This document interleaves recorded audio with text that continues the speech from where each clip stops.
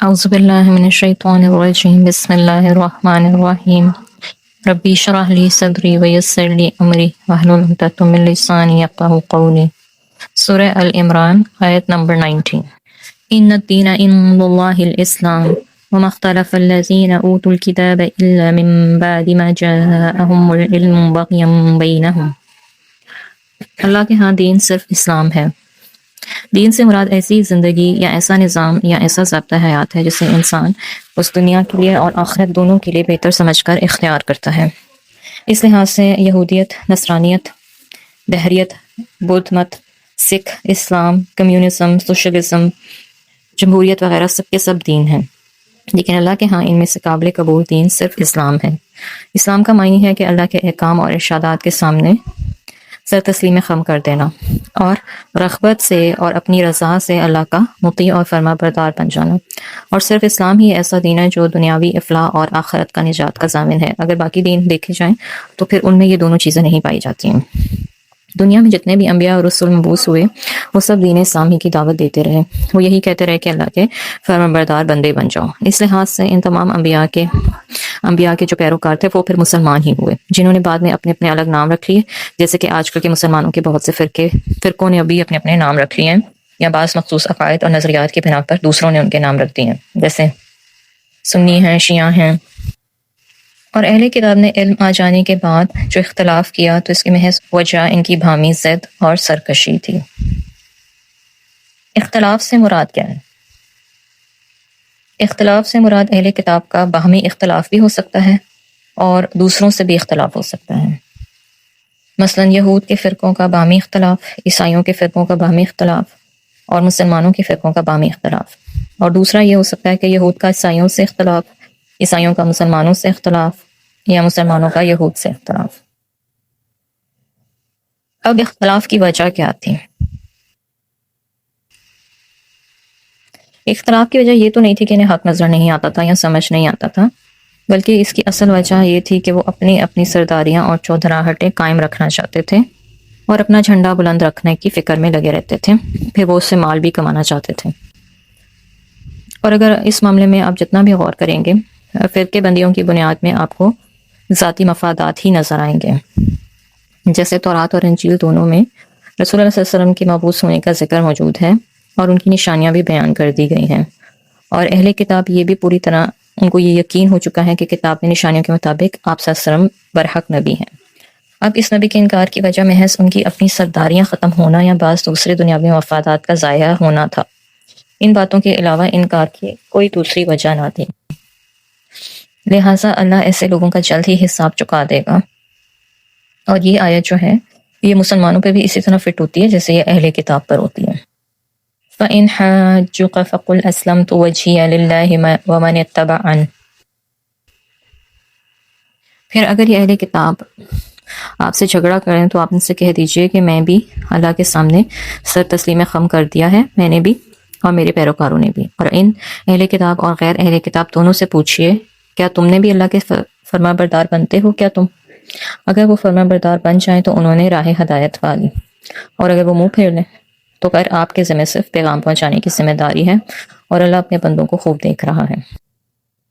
ان الذين يكفرون بآيات الله ويقتلون النبيين بغير حق، وہ لوگ جو اللہ کی آیات کا انکار کرتے ہیں اور انبیاء کو ناحق قتل کرتے رہتے ہیں۔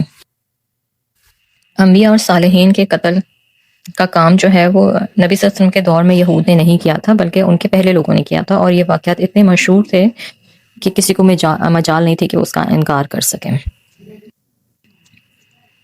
اور نبی صلی اللہ علیہ وسلم کے دور میں یہودی اپنے پہلوں کے ایسے کارناموں پہ راضی اور خوش تھے، لہٰذا قرآن نے بجا طور پر انہیں مخاطب کیا۔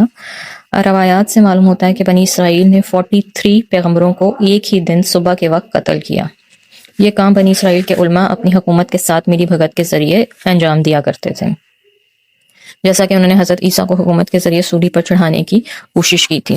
جب یہ لوگ اتنے انبیاء کو قتل کر چکے تو ان کے تابعین اور اللہ سے ڈرنے والوں نے ان کے ایسے کارناموں پہ زبردست احتجاج کیا، تو انہوں نے ان صالحین میں سے 170 سرکردہ آدمیوں کو اسی شام قتل کر دیا، اور یہ وہ لوگ تھے جو ان کو ایسی بری حرکتوں سے روکتے اور انصاف کرنے کا حکم دیا کرتے تھے، اور ان انبیاء کے قتل کرنے کا اصل سبب وہی تھا جو قرآن میں بتا دیا گیا ہے کہ انبیاء کی اطاعت کرنے سے ان کا اپنا اقتدار خطرے میں پڑ جاتا تھا، لہٰذا انہوں نے اپنی سرداریاں اور چودراہٹیں بحال رکھنے کی خاطر انبیاء اور صالحین کو قتل کر دینے میں ہی اپنی عافیت سمجھی۔ انبیاء کا قتل بہت بڑے کبیرہ گناہوں میں سے ہے۔ حضرت ابو عبیدہ نے ایک دفعہ رسول اللہ صلی اللہ علیہ وسلم سے پوچھا کہ قیامت کے دن سب سے زیادہ سخت عذاب کس کو ہوگا؟ آپ نے فرمایا جس نے کسی پیغمبر کو قتل کیا یا اچھی بات کہنے والے اور بری بات سے منع کرنے والے کو۔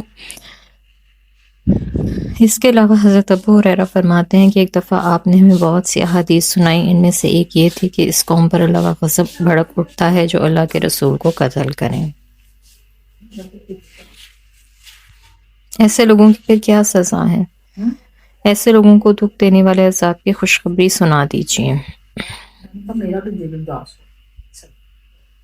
یہود کے لیے خوشخبری کے لفظ استعمال بطور طنز ہیں، اور جو دردناک عذاب انہیں اس دنیا میں ملا اس کا ذکر پہلے ہی ہو چکا۔ یہی قوم جو ہے وہ مغضوب علیہم قرار دی گئی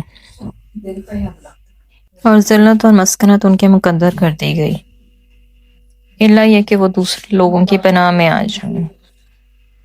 رہا آخرت کا عذاب تو اس کے متعلق اللہ تعالیٰ نے بتلا دیا کہ ایسے ہی لوگ سب سے زیادہ سخت عذاب کے مستحق ہوں گے۔ أولئك الذين حبطت أعمالهم في الدنيا والآخرة وما لهم من ناصرين۔ پھر ان کے اعمال کا کیا ہوگا؟ یہی لوگ ہیں جن کے اعمال دنیا اور آخرت میں ضائع ہو جائیں گے اور کوئی بھی ان کا مددگار نہ ہوگا۔ سبحان آیت نمبر 23۔ أَلَمْ تَرَ إِلَى الَّذِينَ أُوتُوا نَصِيبًا مِنَ الْكِتَابِ يُدْعَوْنَ إِلَى كِتَابِ اللَّهِ لِيَحْكُمَ بَيْنَهُمْ ثُمَّ يَتَوَلَّى فَرِيقٌ مِّنْهُمْ وَهُمْ مُعْرِضُونَ۔ کیا آپ نے ان لوگوں کے حال پر غور نہیں کیا جنہیں تورات کے علم سے کچھ حصہ ملا ہے؟ انہیں اللہ کی کتاب کی طرف بلایا جاتا ہے کہ وہ ان کے درمیان فیصلہ کرتے ہیں، تو ان کا ایک گروہ منہ پھیر لیتا ہے اور وہ کتاب سے اعراض کرنے لگتے ہیں۔ اس آیت سے مراد یہود کے وہ علماء ہیں جو تورات کا کچھ نہ کچھ علم رکھتے تھے، لیکن علم کے باوجود کتاب اللہ کے احکام میں تحریف ان کی عادت بن چکی تھی۔ تورات میں شادی شدہ زانی مرد اور عورت کے لیے واضح طور پہ رجم کا حکم موجود تھا۔ پہلے تو ان کے علماء نے یہ کام کیا کہ جب کوئی شریف اور مالدار یا معزز آدمی زنا کا ارتکاب کرتا تو مختلف شرعی ہیلوں سے اس کی سزا کو ساقط کر دیتے، یعنی ختم کر دیتے، اور کمزور آدمیوں پہ حد جاری کرتے تھے۔ بعد میں انہوں نے سب طرح کے لوگوں کے لیے ایک درمیانی راہ نکالی اور طے یہ کیا کہ زانی کی سزا ہی ایسی مقرر کی جائے جو سب کے لیے یکساں ہو، اور وہ سزا یہ تھی کہ زانی مرد یا عورت چھوٹا ہو یا بڑا اس کا منہ کالا کر کے گدھے پر سوار کر کے اسے بستی کے گرد پھیرایا جائے۔ ایک دفعہ دور نبوی میں یہ واقعہ ہوا کہ ایک مالدار یہودی نے ایک یہودن سے زنا کیا۔ یہ دونوں شادی شدہ تھے۔ ان کا مقدمہ عدالت نبوی میں پیش کیا، یعنی آپ صلی اللہ علیہ وسلم کے سامنے۔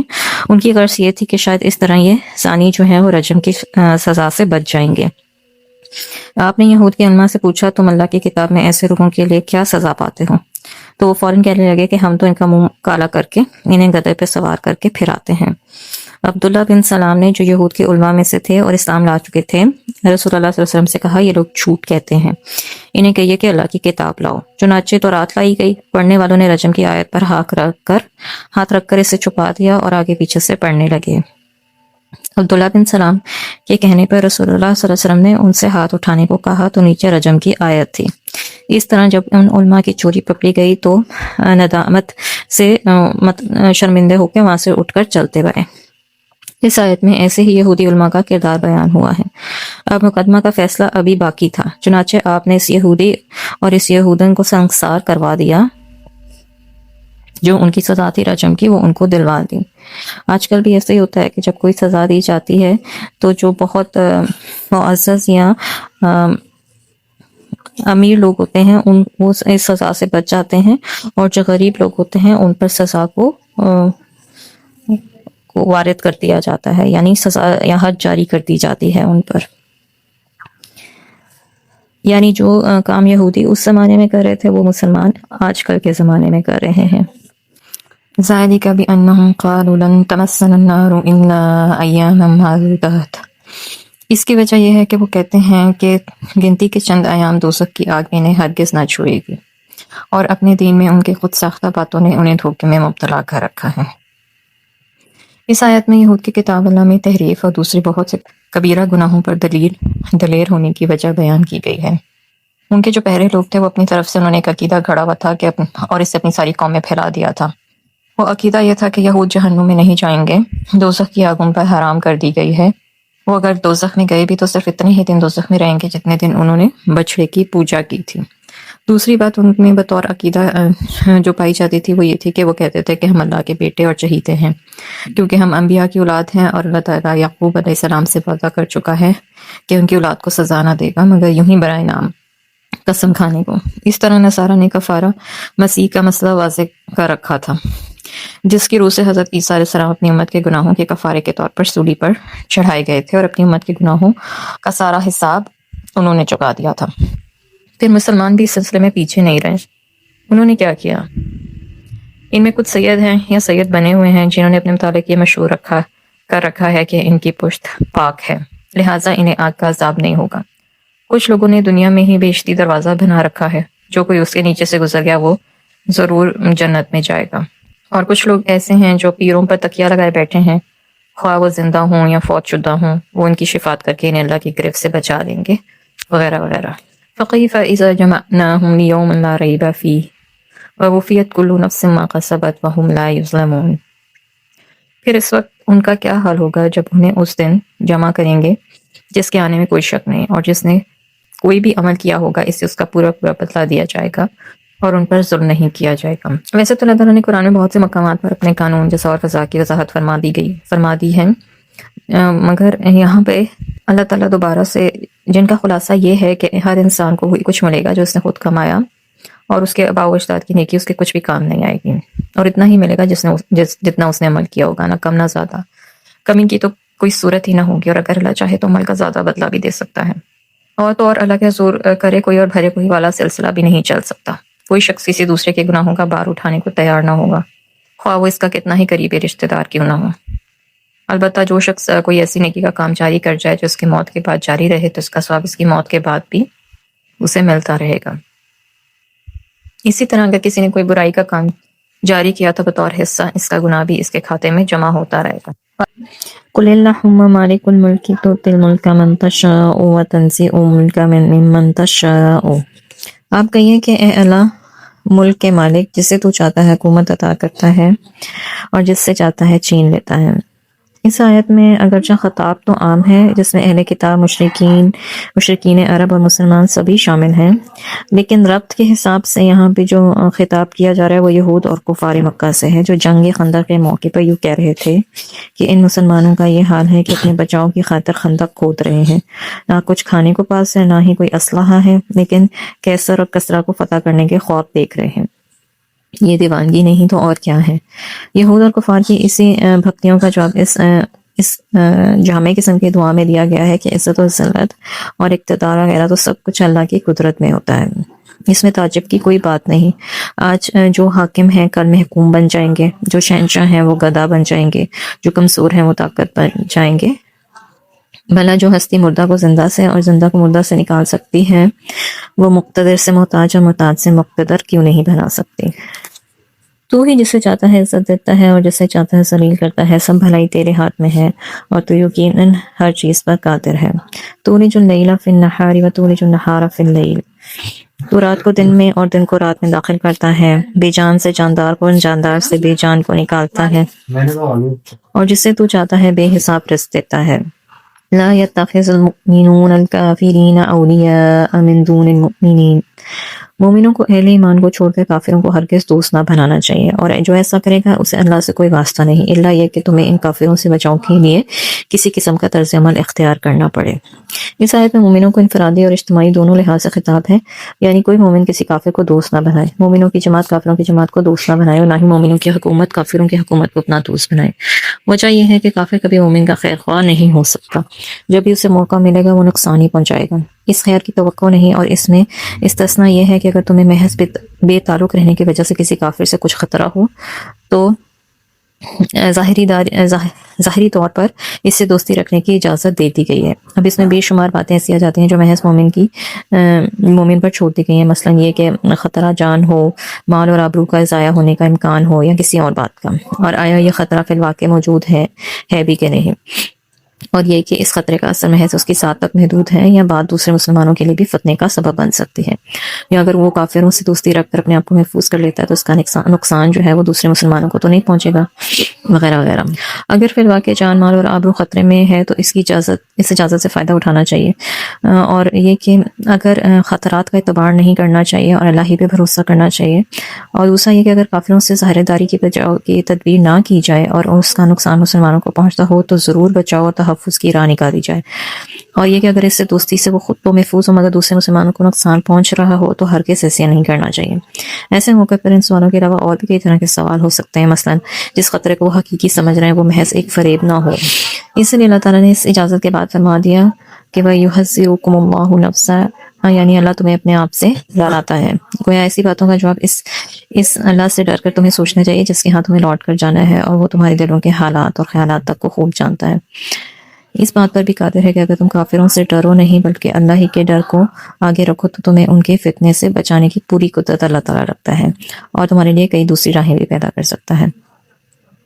قُلْ إِن تُخْفُوا مَا فِي صُدُورِكُمْ أَوْ تُبْدُوهُ يَعْلَمْهُ اللَّهُ، اور آپ کہہ دیجئے کہ وہ جو کچھ تمہارے دلوں میں ہے اسے تم چھپاؤ یا ظاہر کرو، اللہ اسے خوب جانتا ہے، اور جو کچھ آسمانوں اور زمین میں ہے اسے بھی جانتا ہے، اور اللہ ہر چیز پر قادر ہے۔ یہ پچھلی آیت کی ہی تفسیر ہو رہی ہے یہاں پہ کہ اے مسلمانوں، اگر تم کفر کی محبت کو دل میں جگہ دو گے یا کافروں سے محبت کا برتاؤ رکھو گے تو تمہارے یہ باطنی اور ظاہری اعمال اللہ کی نظر سے پوشیدہ تو نہیں ہے نا، لہٰذا تم اللہ کی دی ہوئی رعایت سے اسی قدر فائدہ اٹھاؤ جس کے بغیر کوئی چارہ نہیں، ورنہ یاد رکھو کہ اللہ تعالیٰ بڑی قدرت والا ہے، وہ تمہیں دنیا میں بھی سزا دے سکتا ہے اور ذلیل اور رسوا کر سکتا ہے، اور آخرت کے عذاب سے بھی بچ نہ سکو گے۔ یوم تجد کل نفس ما عملت من خیر محضرا، اور وہ دن آنے والا ہے جب ہر شخص اپنے اعمال کو اپنے سامنے دیکھ لے گا، اور اسی طرح اپنے برے اعمال کو بھی۔ وہ یہ تمنا کرے گا کہ کاش اس کے اور اس کے برے اعمال کے درمیان میں دور دراز کا فاصلہ ہوتا، اور اللہ تمہیں اپنے آپ سے ڈراتا ہے، اور اللہ بندوں پر نہایت ترس کھانے والا ہے۔ قیامت کے دن کی سختی اور دوزخ کے عذاب سے بچ جانا ہی اصل کامیابی ہے، اور جنت میں داخلہ تو اللہ کا فضل اور انعام ہے، جتنا وہ چاہے کسی پر کر دے۔ اسی لیے رسول اللہ صلی اللہ علیہ وسلم نے فرمایا کہ میں جس کام سے تمہیں روکوں اس سے رک جاؤ، اور جس بات کا حکم دو اس کو اپنے حسب استطاعت بجا لے آؤ۔ یعنی جب آپ نے برے کام کا ذکر کیا تو یہ نہیں فرمایا کہ جہاں تک ہو سکے برے کاموں سے بچو، بلکہ فرمایا ان سے پوری طرح رک جاؤ، اور جب نیک کام کا ذکر کیا تو فرمایا جہاں تک تم سے ہو سکے بجا لاؤ۔ نیک کام اگر ہم غور کریں تو یہ پتہ چلتا ہے کہ نیک اعمال کرنے کی بجائے برے کاموں کو چھوڑ دینا جو ہے وہ زیادہ مشکل ہے، اس لیے کتاب میں اور سنت میں بھی نیک اعمال بجا لانے کی نسبت برے کاموں کو چھوڑنے کی بہت زیادہ تاکید کی گئی ہے۔ اللہ تعالیٰ کا اپنے بندوں کو برے انجام سے آگاہ کر دینا ہی اس کے بندوں پر ترس کھانے کی بہت بڑی دلیل ہے۔ وآخر دعوانا ان الحمد للہ رب العالمین، سبحانک اللہم وبحمدک، اشہد ان لا الہ الا انت، استغفرک واتوب الیک۔ السلام علیکم ورحمۃ اللہ وبرکاتہ۔